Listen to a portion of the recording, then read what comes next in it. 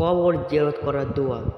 আসসালামু আলাইকুম আহলিয়াদ দিয়ারি মিনাল মুমিনিনা ওয়াল মুসলিমিন ওয়া ইন্না ইনশাআল্লাহু বিকুম লাহিকুন ওয়া ইয়ারহামুল্লাহুল মুস্তাকদিমিনা মিন্না ওয়াল মুস্তাখিরিন। আসসালুল্লাহা লানা ওয়া লাকুমুল আফিয়াহ।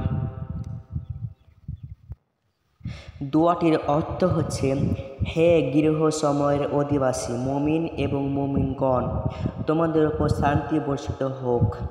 আর নিশ্চয় আমরা ইনশাআল্লাহ আপনাদের সাথে মিলিত হব। আল্লাহ আমাদের পূর্ববর্তী এবং পরবর্তীদের প্রতি দয়া করুন।